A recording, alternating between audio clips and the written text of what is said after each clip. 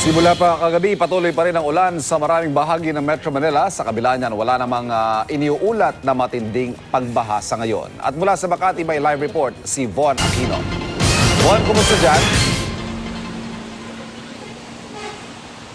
Yes, Ivan, magdamag na bumuhos ang katamtaman hanggang sa malakas na pagulan sa mga lungsod ng Pasay, Makati at Mandaluyong City kaninang madaling araw. Sa Ayala Avenue at Chino Roses Avenue, katamtamang pagulan ang naranasan mag-alas 2 ng madaling araw. Pagdating naman sa Kalayaan Avenue, bumuhos ang malakas na ulan pero wala namang pagbigat sa daloy ng trapiko dahil wala pang gaanong sasakyang bumabiyahe. Sa Pasay City naman, katamtaman hanggang malakas na ulan din ang naranasan sa Taft at Buendia Avenue. Halos mag-zero visibility naman sa Ross Boulevard dahil sa lakas ng ulan. Sa Shaw Boulevard sa Mandaluyong City, malakas ang buhos ng ulan pasado alas 3 ng madaling araw, gayon din sa Bonnie Avenue sa EDSA.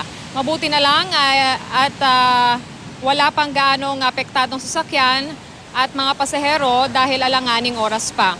Sa ngayon, Ivan, ay tuloy-tuloy nga ang pagbuhos ng ulan dito sa Makati City, pero hindi pa nito naapektuhan ang daloy ng trapiko dito sa may EDSA Estrella dahil nakikita nyo hanggang sa mga oras na ito ay maluwag pa itong northbound lane ng EDSA Estrella at tuloy-tuloy pa yung mga sasakyan. Ganon din sa southbound, bagamat marami na bumabiyaheng mga pasahero dyan sa northbound lane ng EDSA Estrella, ay tuloy-tuloy pa rin naman ang daloy ng trapiko. At syempre, paalala pa rin natin sa mga motorista maging marahan at maingat po sa pagmamaneho dahil madulas po ang kalsada ngayon. At yan muna ang latest dito. Balik sa Ivan.